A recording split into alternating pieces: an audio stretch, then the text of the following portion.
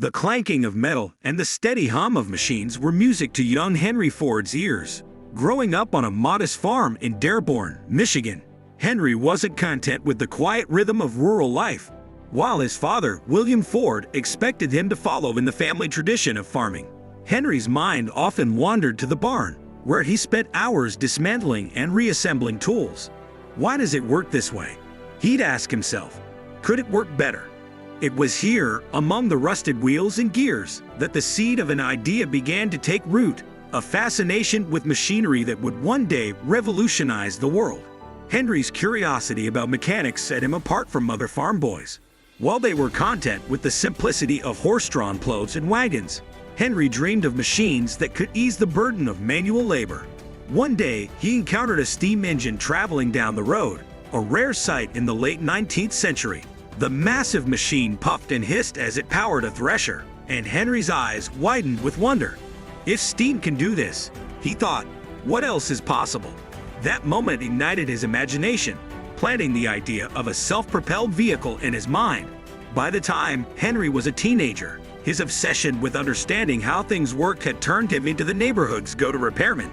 Broken watches, damaged tools, and farm equipment all found their way into his hands. While others saw these objects as problems, Henry saw them as puzzles to be solved. Every machine can be fixed, he would say confidently. His natural talent for mechanics didn't go unnoticed, but it also raised eyebrows.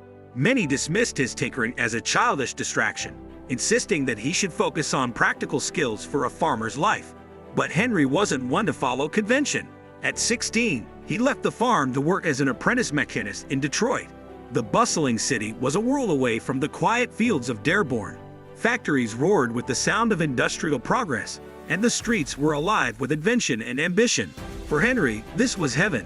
He absorbed everything he could about engines, tools, and machinery, working long hours to master his craft. His mind raced with ideas, and he often sketched designs for machines that didn't yet exist. It was during this time that Henry encountered his first internal combustion engine.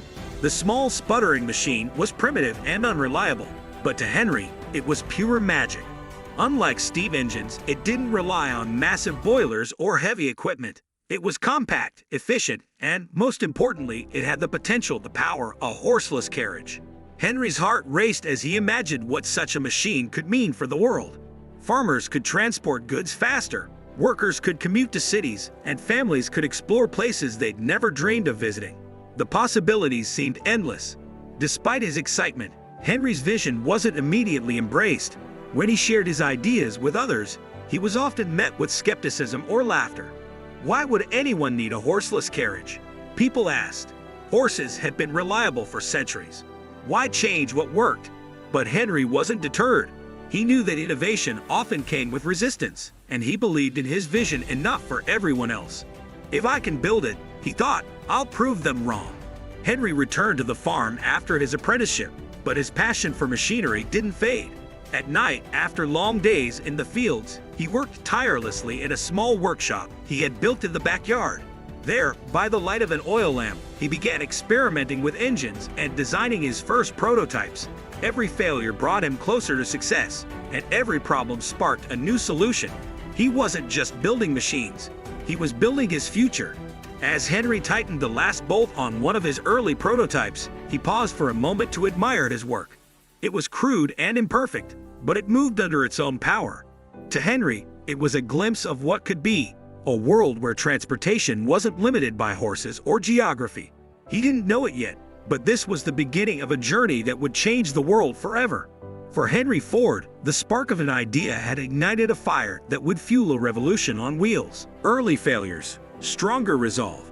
The early summer sun cast a golden glow over Detroit as Henry Ford stepped out of his small workshop.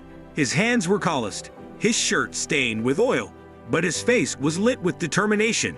Inside the shop stood the culmination of months of effort, his first self-propelled vehicle. It was a rudimentary creation, a boxy contraption mounted on 4 bicycle wheels, powered by a sputtering internal combustion engine. As he rolled it onto the dirt road, curious onlookers gathered, whispering among themselves. Henry's heart pounded. He pulled the lever, and the machine roared to life. For a brief moment, it moved forward. Then it sputtered, coughed, and stalled. A wave of disappointment swept over him, but it didn't last long. Failure is just a lesson, he thought. Next time, it'll go farther. That first trial was the beginning of a pattern that would define Henry Ford's early career. Bold attempts, repeated failures, and an unyielding drive to improve. While many would have abandoned the idea of a horseless carriage after the first setback, Henry only grew more determined. He refined his designs, building more prototypes and learning from each mistake. Each engine breakdown, wheel misalignment, or mechanical flaw was another puzzle to solve, another step closer to his goal. In 1899, with the support of several investors, Henry co-founded the Detroit Automobile Company. It seemed like the perfect opportunity to turn his vision into reality. But the venture quickly ran into problems. The cars they produced were too expensive, unreliable, and complicated for the average person to use. Customers were unimpressed, and the company struggled to sell its vehicles. Within 2 years, the business folded, leaving Henry disillusioned and broke. It was a crushing blow, and for a moment, he wondered if the skeptics had been right all along. Maybe the world isn't ready, he thought. But deep down, he knew giving up wasn't an option. Determined to try again, Henry returned to his workshop. He realized that the failure of the Detroit Automobile Company wasn't just about the cars, it was about the philosophy behind them. Most manufacturers were focused on building luxurious, custom-made vehicles for the wealthy. Henry's vision was different. He didn't want to create cars for the elite. He wanted to build vehicles for the everyday person. Affordable, reliable, and easy to use. These principles became the foundation of his next attempt. Henry worked tirelessly, often sacrificing sleep and personal time to perfect his designs. Nights stretched into early mornings as he tested engines, refined chassis designs, and experimented with materials. His wife, Clara, would often bring him food and sit quietly by his side, offering encouragement. She believed in his dream as much as he did, even when others doubted him. "You'll get there," she'd say, her voice steady and full of faith. Those words became a lifeline for Henry during the darkest moments. In 1901, Henry made his first major breakthrough. He built a race car, the Ford Sweepstakes, and entered it in a high-profile competition. On race day, the odds were against him. His car was untested, and his opponents had more powerful machines. But Henry's meticulous engineering paid off. Against all expectations, he won the race, earning not only the prize money but also the attention of investors who saw his potential. The victory reignited his confidence and gave him the resources to start anew. With the backing of his supporters, Henry founded the Henry Ford Company in 1902. But once again, challenges arose. Disagreements with his business partners about the direction of the company led to his departure. It was another bitter setback, but Henry refused to let it defeat him. "If I'm going to fail," he thought, "I'll fail on my own terms." This resilience marked a turning point in his journey. By 1903, Henry had assembled a small, loyal team and founded the Ford Motor Company. This time, he was determined to stick to his vision, creating a car for the masses. It was a bold idea in a market dominated by luxury automobiles, but Henry's failures had taught him the value of persistence. Each stumble had strengthened his resolve, sharpened his skills, and clarified his purpose. He knew that success wasn't about avoiding failure, it was about learning from it. Standing in his new workshop, Henry looked at the latest prototype, a simple yet functional vehicle that reflected his dream. As he tightened the last bolt, he felt a surge of hope. He was no longer the young mechanic struggling to prove himself. He was a man who had faced failure after failure and emerged stronger each time.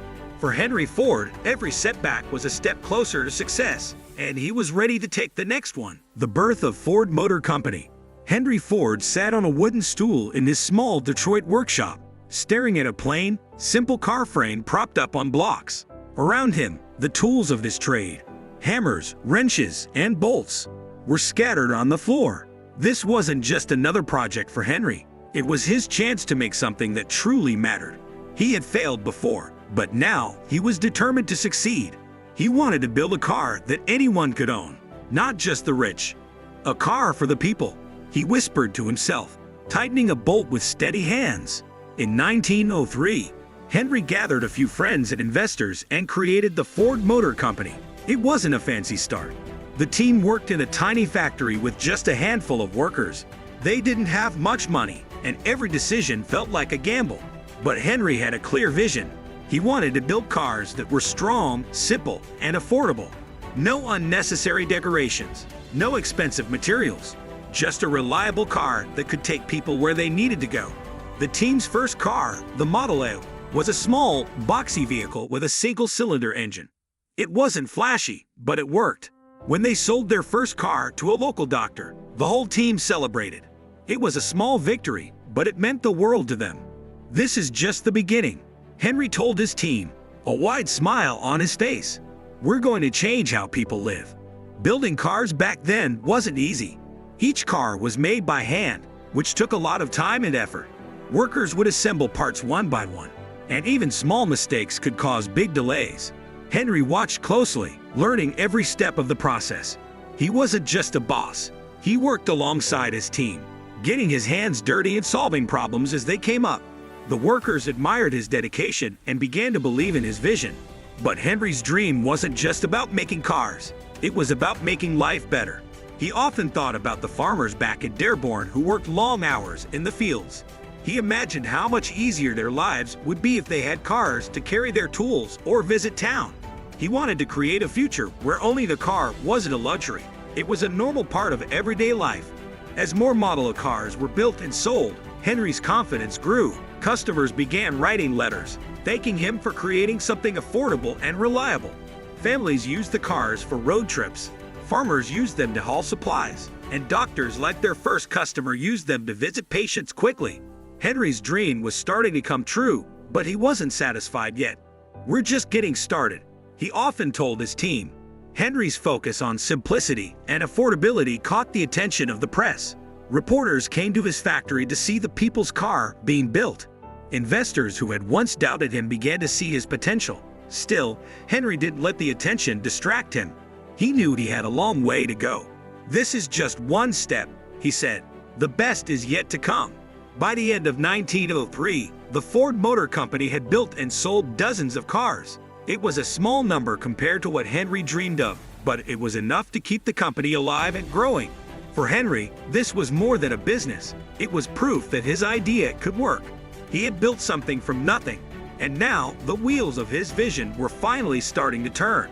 Little did the world know, this was just the beginning of a revolution that would change everything. The Model T, the people's car. Henry Ford stood in his factory, holding a wrench in one hand and a blueprint in the other. Around him, his workers were busy assembling car frames and tightening bolts. But Henry's mind wasn't on the cars they were building that day. He was thinking about a new idea, a car that wasn't just for a few lucky people, but for everyone. We're going to make a car so affordable, he said, that anyone who works hard can buy it. The idea became the Model T, a car that would change the world. Henry wanted it to be simple, reliable, and easy to fix.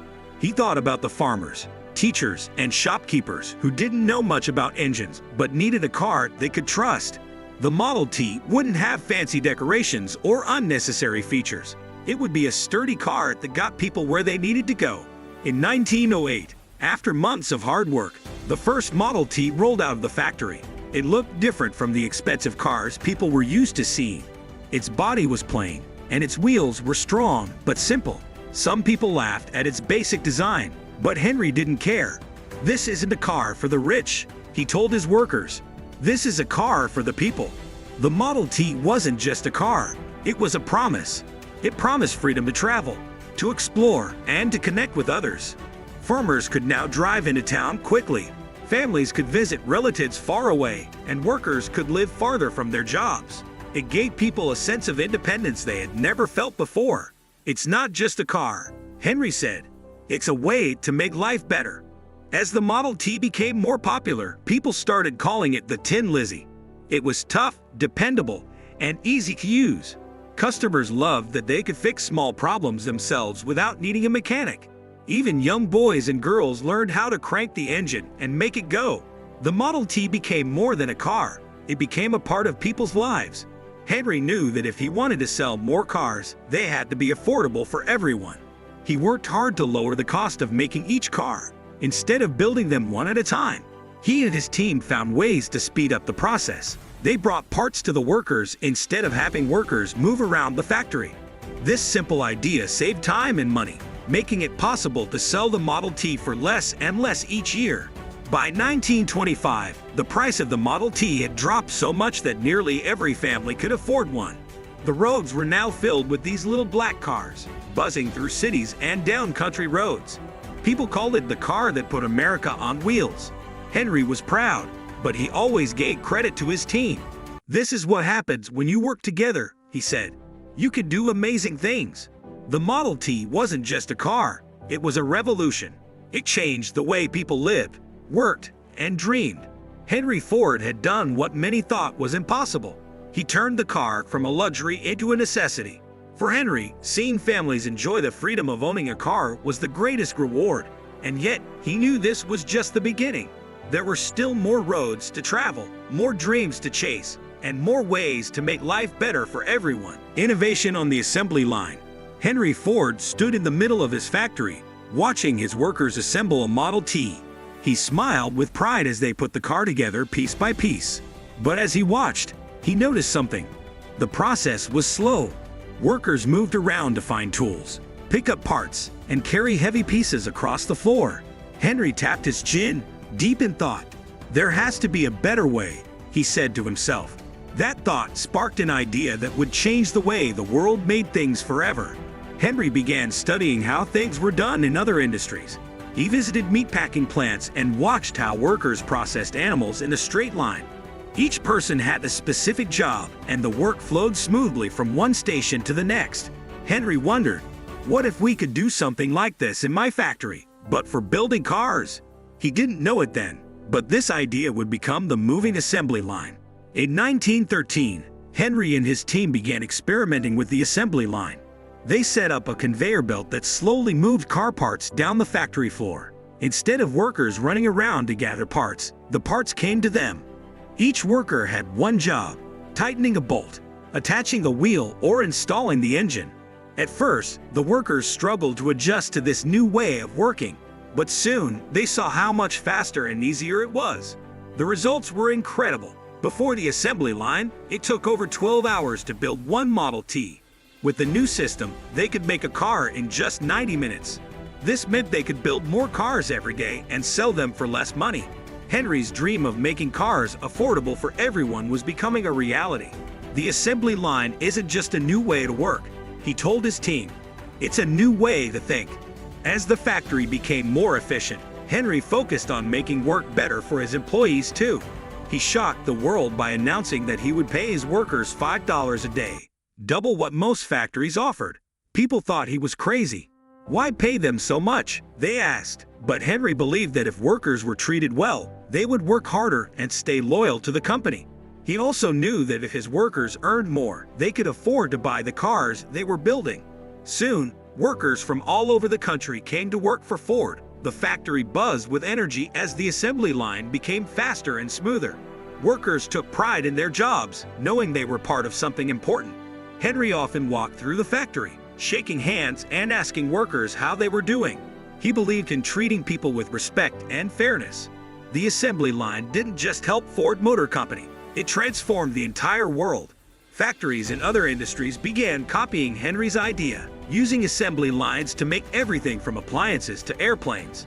Products became cheaper and more available, improving the lives of millions of people. Henry's simple idea of moving parts to workers instead of the other way around had sparked a revolution in manufacturing. But it wasn't just about making things faster. Henry saw the assembly line as a way to give people time. With affordable cars, families could travel, explore, and spend more time together. And with efficient factories, workers had shorter hours and more energy to enjoy life outside of work. This isn't just about cars, Henry said. It's about giving people freedom. By the end of the 1920s, Ford's assembly line had become famous worldwide. It was proof that innovation and teamwork could achieve amazing things. Henry's idea of the assembly line didn't just build cars, it built dreams. And for Henry, there was no greater reward than seeing people use the freedom his cars gave them to chase their own dreams, challenges, and controversies. Henry Ford walked into his office one morning, holding a stack of letters from workers and customers. He sat at his desk, scanning through them, his brow furrowed. For years, he had been praised as a visionary, the man who gave the world affordable cars. But now, things were changing. Some workers were unhappy, competitors were catching up, and critics were questioning his leadership style. Every great journey has its bumps, Henry thought. We'll figure this out. One of the biggest challenges Henry faced was with his workers. As the assembly line grew faster, the work became more repetitive. Instead of building an entire car, each worker focused on one small task over and over again. While the system was efficient, many workers felt bored and unfulfilled. Some complained about the pace, saying it was too tiring. Henry believed the work was fair, but he didn't always listen to their concerns. This led to strikes and arguments with labor unions, making it harder to keep the factory running smoothly. At the same time, Henry's stubborn nature began to cause problems. He had always been a man with strong opinions, and once he made up his mind, it was hard to change it. For example, even as other companies started offering cars in different colors and styles, Henry insisted that the Model T should only come in black. Black dries the fastest, he explained, and we're here to build cars, not waste time on colors. While this worked for a while, customers eventually wanted more choices, and Ford began losing business to competitors. Henry also struggled with modernizing his company. As new technologies and methods emerged, many of his advisors encouraged him to innovate. But Henry resisted, believing that his way was the best. This resistance led to a delay in developing new models, and by the late 1920s, the Model T, once the most popular car in the world, was falling behind. It was a tough lesson for Henry, but one that would push him to think differently in the years to come. Another challenge came from the media and the public. Henry was a private man who rarely shared his personal thoughts, but when he did, his views sometimes sparked controversy. Some of his statements about business and society upset people, and newspapers criticized him for being out of touch. Henry didn't always respond well to criticism, which sometimes made things worse. "I'm not here to win popularity contests," he said. "I'm here to build a better world." Despite these challenges, Henry never stopped believing in his mission. He knew that creating something as big as the Ford Motor Company would come with difficulties. If everything were easy, everyone would do it, he told his team. Instead of focusing on setbacks, he worked harder to find solutions.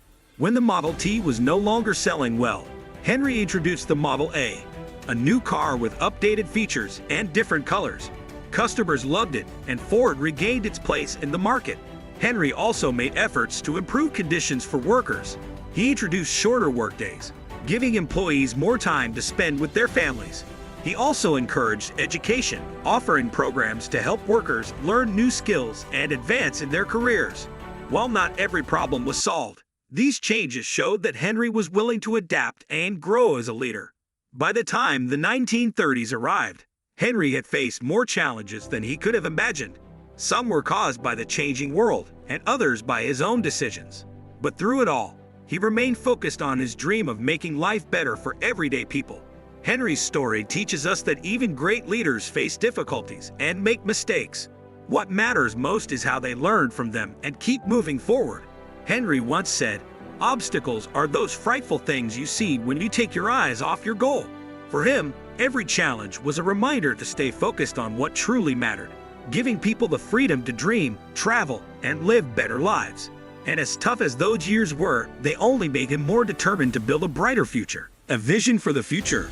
Henry Ford stood outside his factory, watching the cars roll off the assembly line one by one. It was a sight he had seen thousands of times, but it never stopped amazing him. Each car represented freedom for the people who would drive it. Families would use them for vacations, farmers would take them to markets, and workers would get to their jobs faster. But for Henry, this was just the beginning. He wasn't just building cars, he was building a new way of life. Henry often dreamed of what the future could look like. In his mind, he saw more than roads filled with cars. He imagined cities and towns that were connected in ways people had never seen before. Cars could help people live farther from crowded cities, giving them space to build homes and grow communities. He believed his cars would bring people closer together, even if they lived miles apart. To make this vision a reality, Henry wanted to create better roads. Back in the early 1900s, Most roads were dirt paths that turned to mud when it rained. Driving could be dangerous and uncomfortable. Henry believed that if cars were going to change the world, the roads needed to change too. He worked with leaders and planners to improve transportation systems, encouraging the building of highways and paved roads. A good road, he said, is just as important as a good car. But Henry's dreams went beyond cars and roads. He believed that technology could make life easier and better for everyone. In his factories, he started experimenting with ways to use leftover materials, like soybeans, to create new products. He even built a car made partly from plastic derived from plants. While it wasn't a big success, it showed how much Henry cared about finding new solutions for the future. Henry also wanted to help farmers. Growing up on a farm himself, he knew how hard their work could be. He designed small, affordable tractors to make farming easier. These machines helped farmers plant and harvest crops more quickly, improving their lives and boosting food production. The farmer feeds the world, Henry often said. We should do everything we can to help him. One of Henry's most ambitious ideas was the concept of villages with industry. He imagined small communities where people could work and live close to nature. In these villages, factories would provide jobs, but they wouldn't dominate the landscape. Instead, they would blend into the environment, giving people a balanced life with both work and leisure. While this dream didn't fully come to life, it showed Henry's belief that industry could improve society without taking away its beauty. Henry's vision wasn't just about machines and buildings, it was about people. He wanted ordinary people to have opportunities to learn, grow, and succeed. He built schools and supported education programs for his workers and their families. He believed that knowledge was the key to a better future, and that everyone deserved the chance to achieve their potential. As he grew older, Henry often spoke about what he hoped the future would hold. "I want people to dream bigger," he said. "I want them to see that anything is possible if they work hard and never give up." His words inspired those around him, from factory workers to world leaders. They saw in Henry a man who believed in the power of dreams and the strength of determination. Henry's vision for the future wasn't just about cars. It was about building a world where people could live happier, freer, and more connected lives. He may not have seen all his ideas come to life, but he planted the seeds for a future filled with possibility. And for Henry Ford, that was the greatest achievement of all. The legacy of Henry Ford. It was a quiet evening, and Henry Ford sat on the porch of his home, looking out at the open fields. The sun was setting, painting the sky in shades of orange and pink. He leaned back in his chair, thinking about the long journey that had brought him here. From a curious boy on a farm to a man who had changed the world, Henry's life had been filled with hard work, big dreams, and countless lessons. But more than anything, it had been about people, giving them tools to make their lives better. Henry often wondered what the future would look like. His cars had already transformed the way people traveled, worked, and lived. Roads stretched across the country, connecting towns and cities. Families could now visit relatives far away. Workers could find jobs in new places, and farmers could sell their goods in larger markets. Henry knew that the car wasn't just a machine. It was a key to freedom and opportunity. As he grew older, Henry spent more time thinking about the impact of his work. He wasn't perfect, and he had made mistakes along the way. Some of his decisions had upset workers, and not all of his ideas had been successful. But through it all, he had stayed true to his belief in helping ordinary people. "I didn't build cars just to sell them," he once said. "I built them to make life better for everyone." One of Henry's greatest legacies was his belief in hard work and perseverance. He had faced many failures in his life, from his first failed car company to the challenges of keeping his business alive during tough times. But each time, he got back up, learned from his mistakes, and tried again. Failure is only the opportunity to begin again, this time more intelligently, he often said. His story became a lesson for anyone who had ever felt discouraged or doubted themselves. Henry's impact wasn't just about cars or factories. It was about changing how the world worked. His assembly line idea was used by industries everywhere, from making household appliances to building airplanes. Products became cheaper and easier to get, improving the lives of millions of people. Henry's innovations helped create a world where technology and hard work could solve problems and bring people closer together. Even after his death in 1947, Henry's legacy continued to grow. The Ford Motor Company remained a symbol of innovation and progress, building new cars and embracing new technologies. His name became a reminder of what one person could achieve with vision and determination. Today, when people drive their cars, they are living a piece of Henry's dream, a world where travel is fast, easy, and accessible to everyone. Henry's story also inspired future dreamers. Inventors, leaders, and entrepreneurs looked to him as an example of what was possible. His life showed that big changes often start with small ideas, and that anyone, no matter where they come from, can make a difference if they work hard and believe in their dreams. As the sun dipped below the horizon, Henry smiled to himself. He didn't need statues or fancy awards to feel proud. His legacy was in the millions of lives he had touched, the roads he had helped build, and the dreams he had inspired. He knew that his work wasn't just about cars. It was about building a better world, one step at a time. And for Henry Ford, that was the greatest success of all.